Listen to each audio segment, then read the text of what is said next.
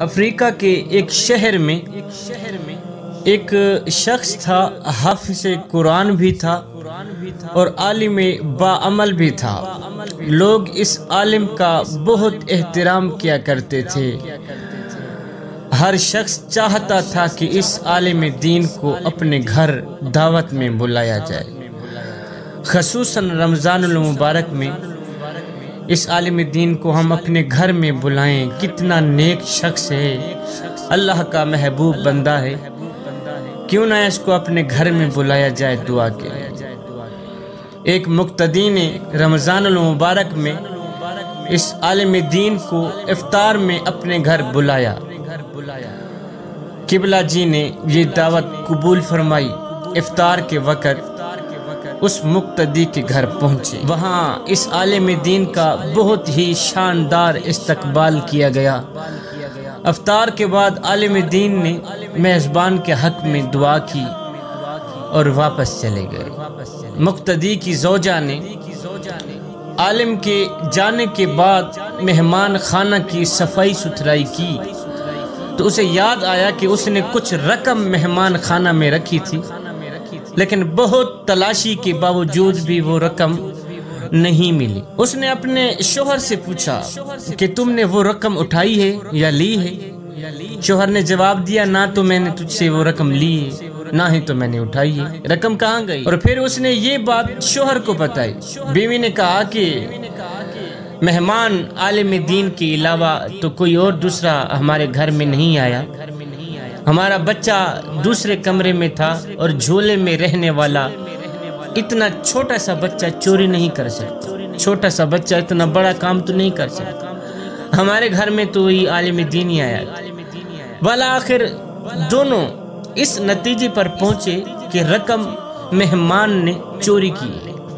اس عالم دین نے رقم اٹھائی ہے اور گھر چلا گیا۔ یہ سوچتے ہوئے میزبان کے غم و غصہ کی انتہا نہ رہی، بہت غصہ آیا۔ ایسا کیسے ہو سکتا ہے کہ ہم نے اتنی عزت اور احترام کے ساتھ اپنے گھر بلایا ہے عالم دین کو، حافظ قرآن کو، تو انہوں نے یہ کام کر دکھایا ہمیں؟ کتنا غلیظ کام ہے۔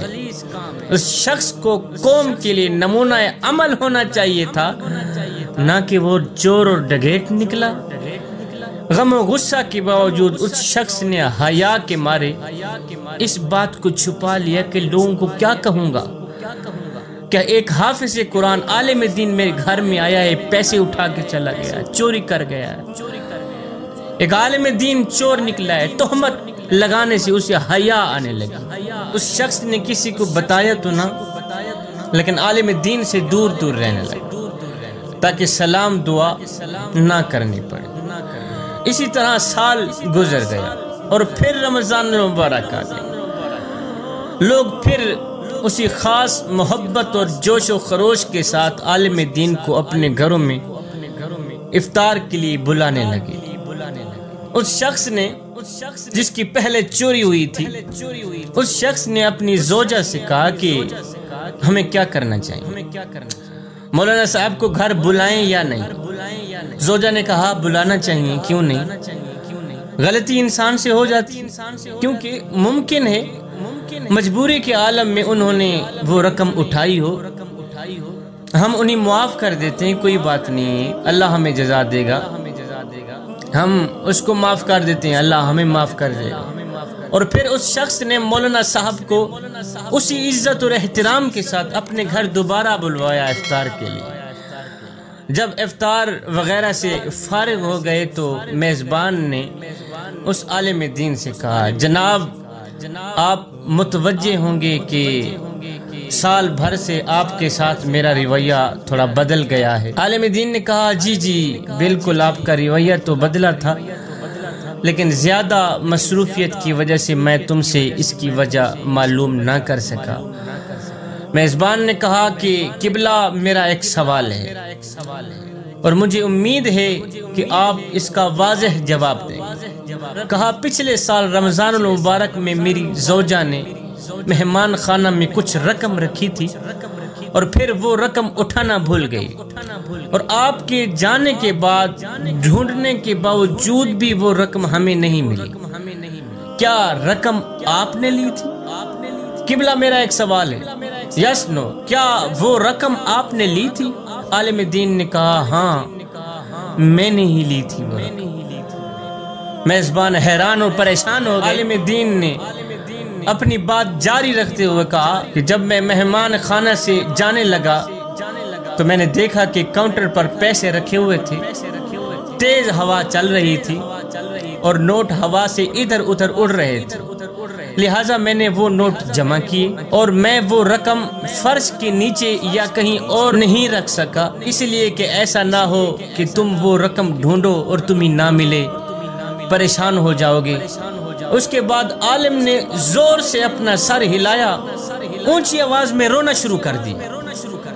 عالم دین نے چیخنا شروع کر دیا، روتے رہے، کافی دیر تک روتے رہے اور روتے ہوئے خون کے آنسو بہاتے ہوئے میزبان کو مخاطب کر کے کہا، میں اس لیے نہیں رو رہا کہ تم نے مجھ پہ چوری کا الزام لگایا، اس لیے نہیں رو رہا کہ تم نے مجھے چور سمجھا، میں رو اس لیے رہا ہوں کہ 365 دن گزر گئے اور تم میں سے کسی نے بھی قرآن کریم کا ایک صفحہ بھی نہیں کھولا۔ 365 دن گزر گئے ہیں، تم میں سے کسی شخص نے بھی قرآن نہیں اٹھایا، نہ ہی تو قرآن کا صفحہ کھول کے پڑھا ہے۔ اگر تم قرآن کو ایک بار بھی کھول لیتے تمہاری رقم مل جاتی۔ ہو نادانو، میں تو تمہاری رقم قرآن میں رکھ کے گیا تھا اور تم یہ آزمانا چاہتا تھا کہ میں جو تبلیغ کرتا ہوں کہ قرآن پڑھو، قرآن پڑھو، قرآن پڑھو، کیا تم پڑھتے ہو یا نہیں؟ یہ سن کر میزبان بہت تیزی سے اٹھے، قرآن مجید اٹھا کر لایا اور جلدی سے کھولا، اس کی مکمل رقم قرآن مجید میں رکھی نظر آئی۔ یہ حال ہے آج کے مسلمانوں کا کہ سال بھر میں بھی قرآن نہیں کھولتے اور اپنے آپ کو سچا اور حقیقی مسلمان سمجھتے ہیں۔ میرے کریم نبی نے فرمایا، اگر دلوں پہ میل چڑھ جائے تو تلاوت قرآن کر لیا کرو، اگر دل گندے ہو جائیں تو سماعت قرآن کر لیا کرو، اگر دلوں پہ زنگ چڑھ جائے تو قرات قرآن کر لیا کرو۔